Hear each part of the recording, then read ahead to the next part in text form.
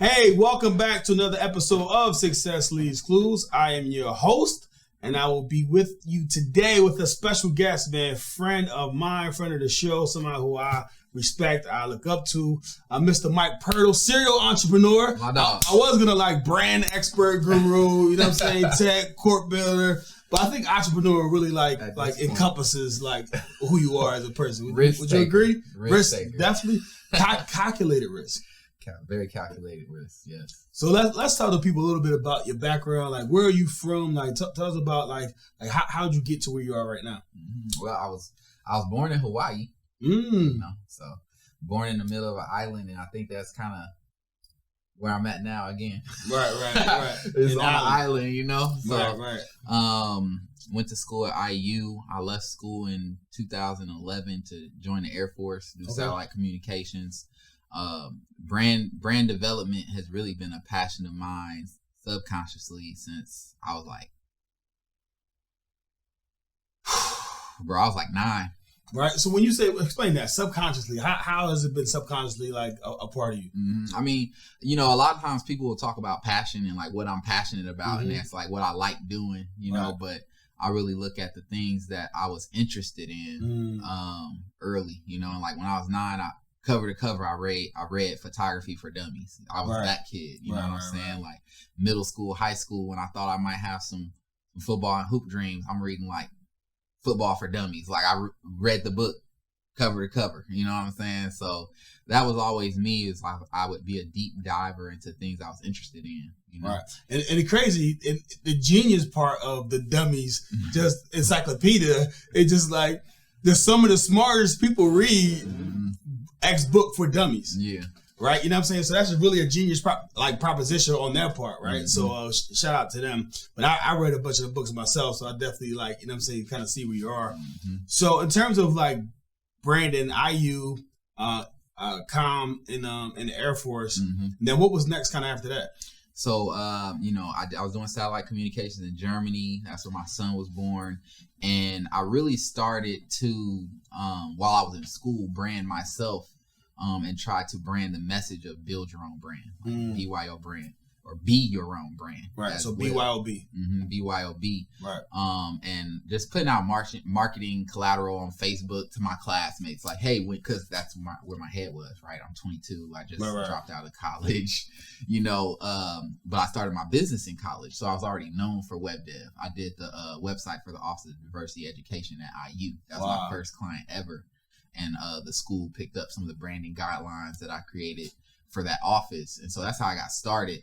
So I started marketing online because I'm in Germany trying to get clients in the U.S., right? This is in 2012. Right. So early. Instagram had only been out for maybe a year, 2 years at that point. Build your own brand. You need to create your own website. You need to, a resume is not going to be enough. You need to reflect your ideas online so that potential employers will love you as a person and not just your degree, right? Got out the military in 2014, moved back to Indianapolis. We started our construction company, Motivation, that year, November 2014. So I'm going to stop you right there because we're saying we, and I had a baby. So we got to shout out to Mrs., right? Yeah, she's the boss in there.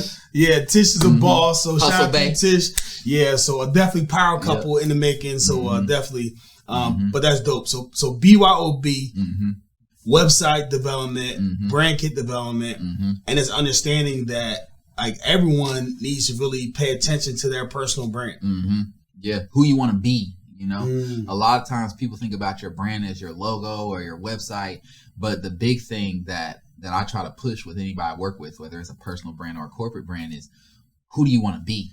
Not what do you serve, not what are you selling, you know what I'm saying?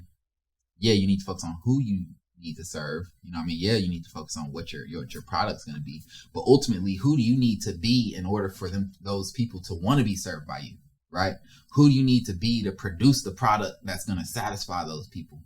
And people just need to go just a step deeper by going inside first before they focus on, like, most people think about business as transaction. What am I doing with this person? All right. I like to think about it as an internal thing, right? Because all those other things are going to be kind of a fruit of that tree you become.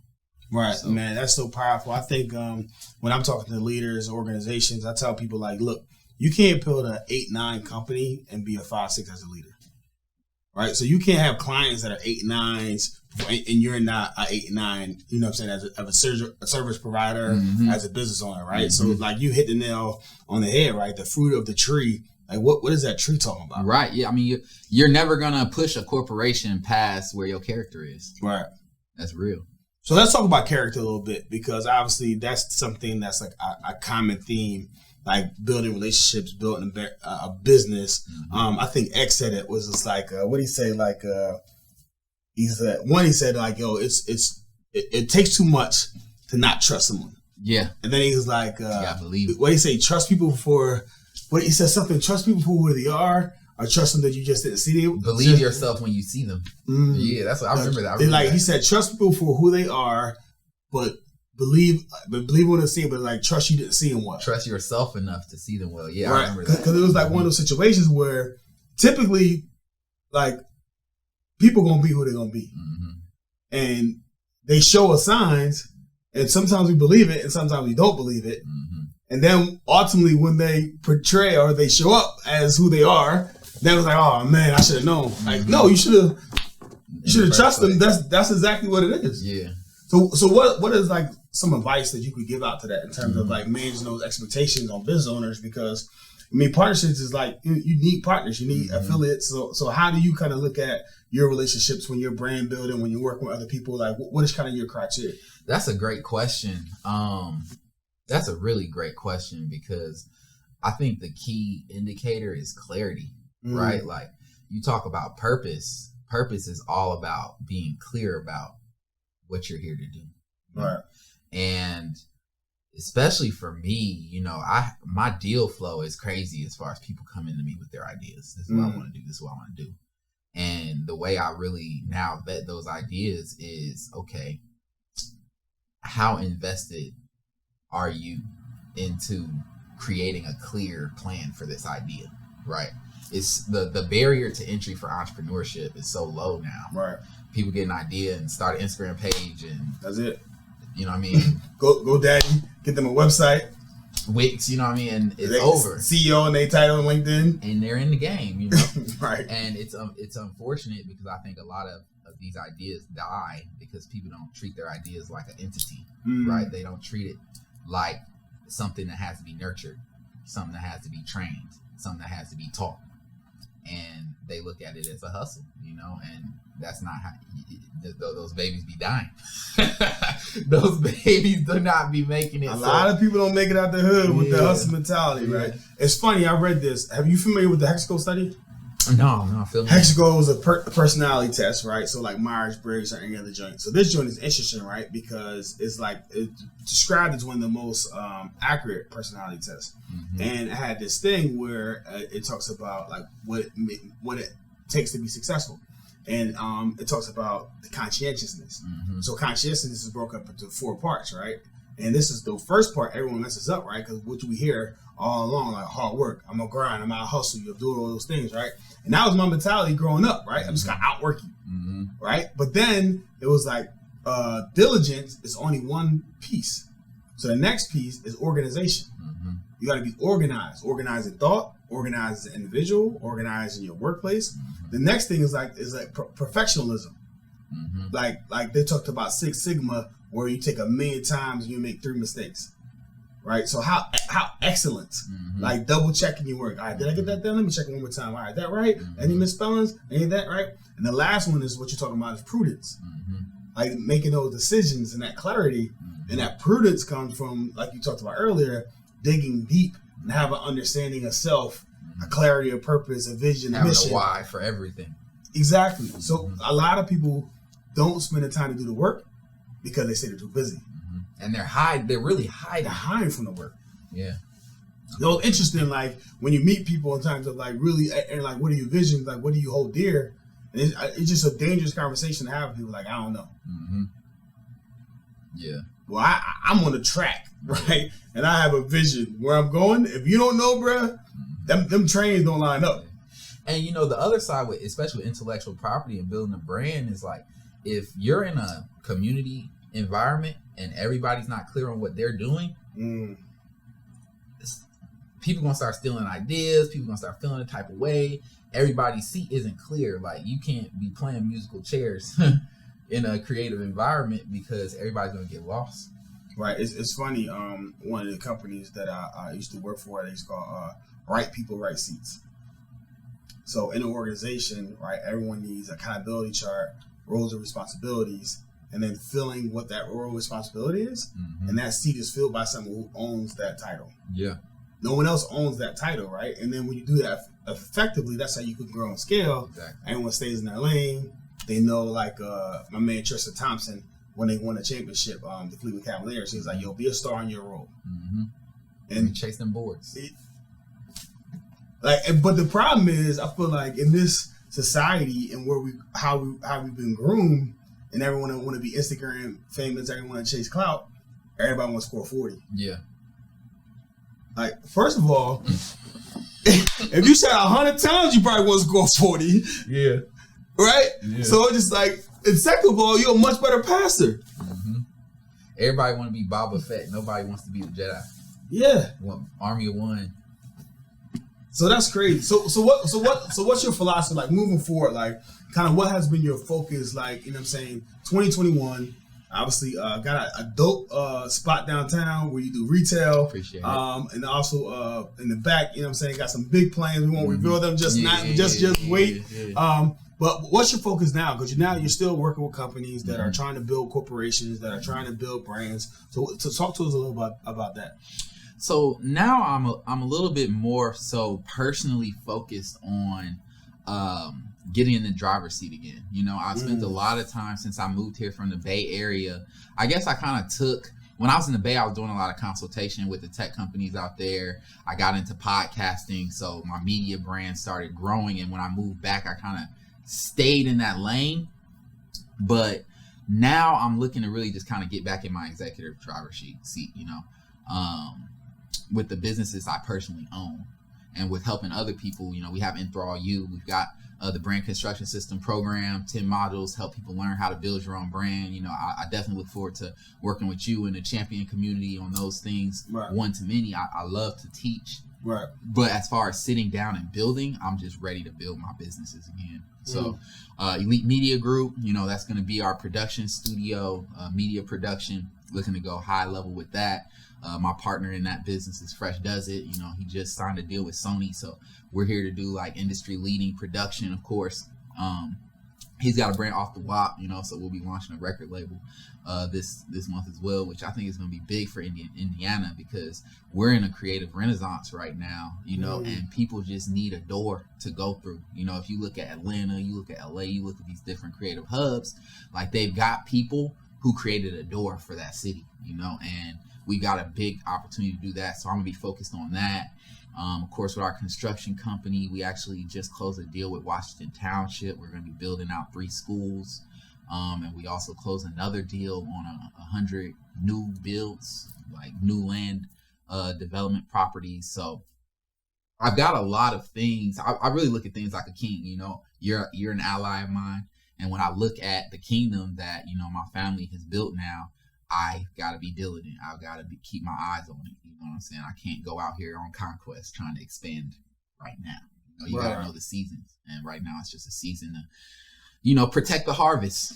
So talk to me like about that, right? Because I think there's 2 types of CEOs. There's CEOs who kind of have, you know, their one main business and that's kind of all they do. Mm-hmm. And then there's CEOs that have multiple different streams of revenue, multiple different, sometimes different industries as you do. Mm-hmm. So talk to us a little bit about top-down approach. Like, how do you run several different companies, right? Mm-hmm. Talk to us just about the support system and just like your mentality, like when you're, you know, working with inside of different companies. I think the number one thing and the thing that helped me was realizing like you can't be a narcissist. Like you gotta realize that you're not the only person in the world that can do certain things. Right. And then the other side of it is you gotta be, especially if you're working in a lot of different lanes, you gotta realize what you're a specialist at and focus on adding that value and then finding others who can bring those other areas to the table.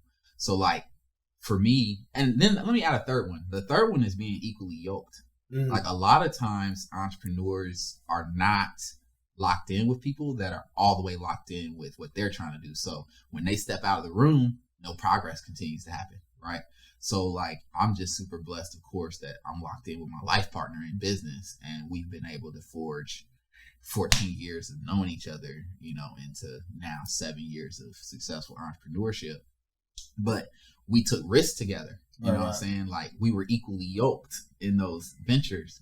And I think that's the other side of it, is like you can't step off to start new things with new people if you haven't fully solidified where you're at. To step back to the specialist role, like I do brand development. So when I walk into a room with the construction company, if it's not focused on brand development or marketing,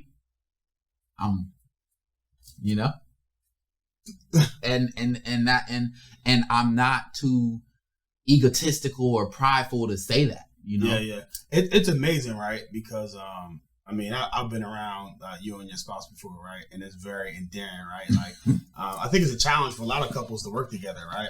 Or a challenge for both couples to be entrepreneurs, right? Because how stressful it is and just that added stress, right? So kudos to you on her. I definitely want to have and put it in the comments if you want to see him and his wife, because I think so many couples want to know how to work well with a spouse, both be entrepreneurs. Because I think what 2020 has taught us, one, you probably need multiple streams of revenue, but second, you probably need your own stream of revenue. And business ownership is probably at an all-time high, but there's a right way and a wrong way to do business. And I think setting it up in the beginning the right way with a brand, with a vision, with the corporation, but secondarily equally yoked and having that partner and that support system. I would love to kind of pick both of y'all brands and see how that kind of dynamic works, because I mean, y'all been at it. Y'all been both entrepreneurs for a minute. I've been full-time since 2014. She was working at State Farm. We first started our construction company, got presented with opportunity. She was working at State Farm for the first year. Wow. I moved to the Bay. The risk with that was I knew that if I didn't find no consulting gigs, no branding work in the Bay, I could drive Uber and make 2 bands a month. And that was enough for her to quit her job and commit to the construction company full time. That was 2015. And it's crazy how when you commit to a vision and commit to a path, the world and God responds with opportunity. Because I moved to the Bay in January. 2 days before I moved out there, well, it was a week before that we got the contract, but 2 days before, I'm in a Steak and Shake out in Brownsburg, cleaning toilets because they had a fire. And it was like, we made no money for the first 15 months of our construction company. Had one job in the year. Wow. Made no money. You know what I'm saying? It was like, all right, let's double down. That year, we hit 400,000 in our construction company. Wow. That year that I first moved to the Bay, and we haven't had anything under that since. So, you know, commitment is big, and unfortunately, commitment is really lacking today, especially in my generation, because people have so many options. Right. Nah, that's the shiny object syndrome. Yeah. So she's not hearing that, but she will be back, right? So tell us about, because I think this is an important topic, right? When identifying that significant other.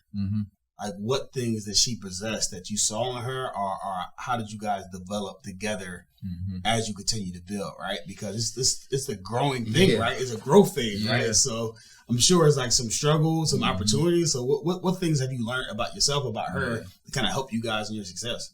I mean, you know, delayed gratification is probably the biggest one.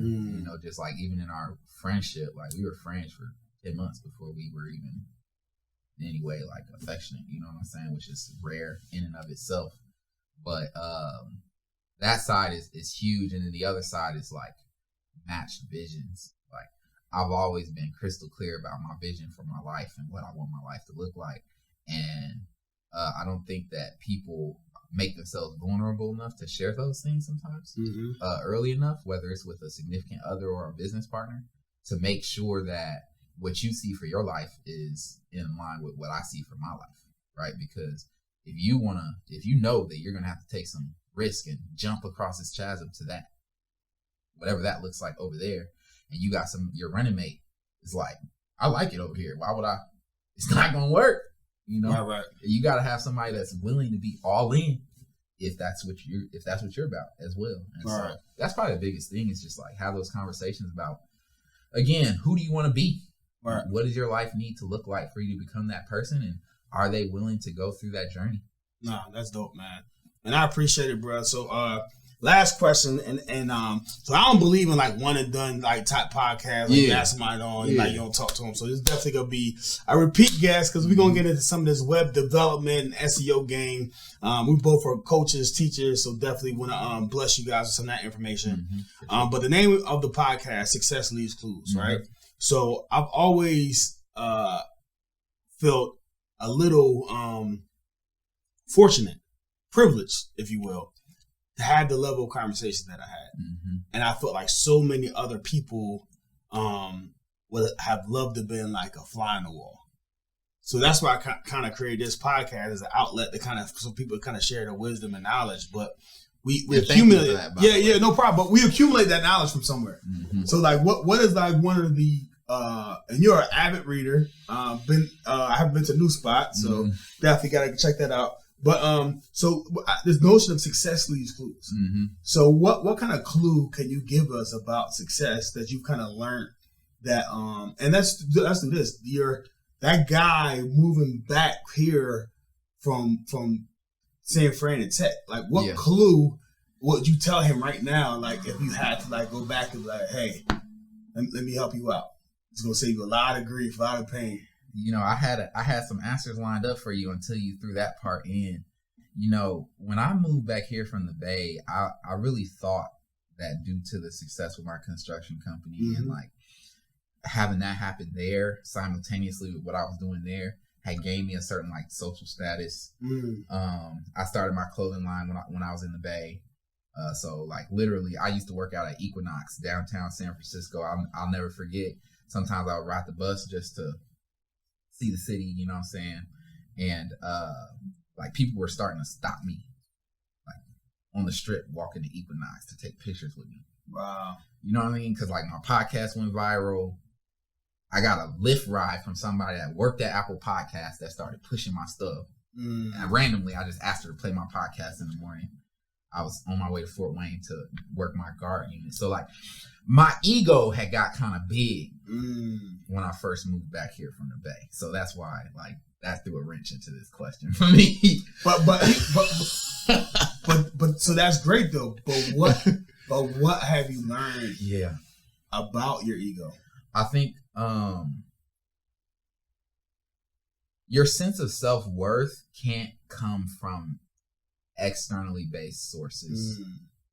And one of the things that I really had to learn was not everybody that comes around you is there with pure intentions. You know, you really have to make sure that when you're working with other people, you're doing so in clean environments where you're not getting distracted from your path. Like a lot of times when you start working with somebody, you don't know them enough to make that commitment. You haven't done that vision matching.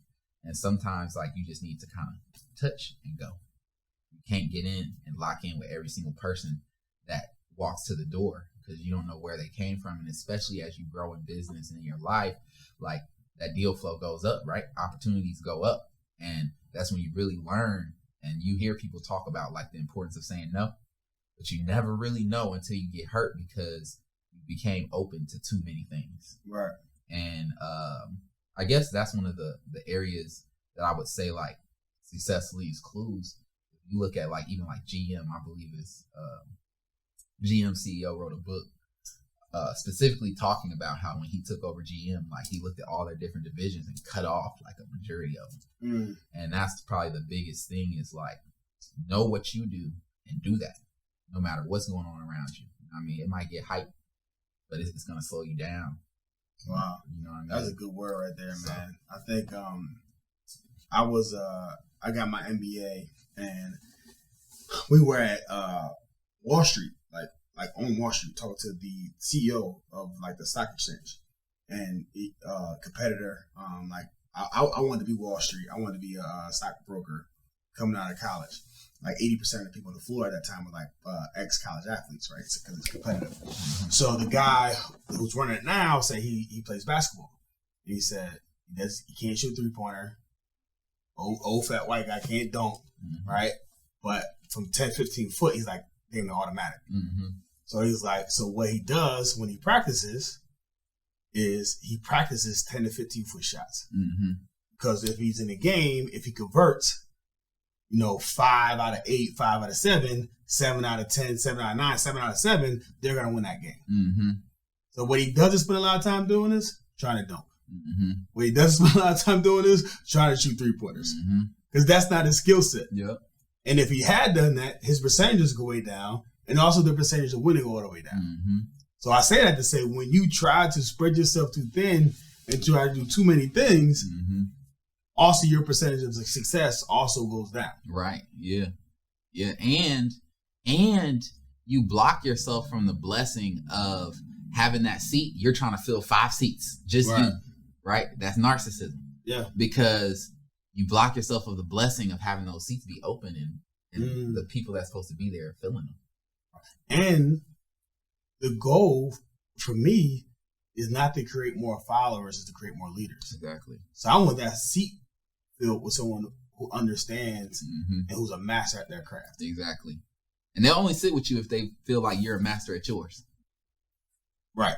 That's why I'm sitting with you. Right. No doubt.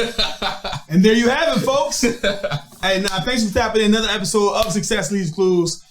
Definitely comment below. Obviously, you want to see Hustle Bay back on the show. His wife's a boss. I think it really helped the woman entrepreneurs out and just the couples. But real quick, give us your social media handles. Where can they find you? Where's your retail shop at downtown? For sure. So Elite HQ. If you Google Elite HQ, we'll come up. 106 South College Avenue. Definitely come shop with us. We're selling Elite Garb, the merch. We do custom merchandise as well. And then you can find me on Instagram, Serial CEO. Probably the best page to follow is Elite Familia. That's where we really track our community and push things out. But definitely tap in with us there. Shoot me a DM, add me on LinkedIn. The best place to get a hold of me is actually Twitter, Serial CEO _. And that's serial like serial killer, not serial girl. So. Serial S. Not a C. Not a C. Yeah. Right. So y'all got it. S, not a C. Tap in with my boy and definitely come back for another episode of Success Leaves Clues. Sir. All right, man. Y'all have a great one. Appreciate you. As always. All right, bro.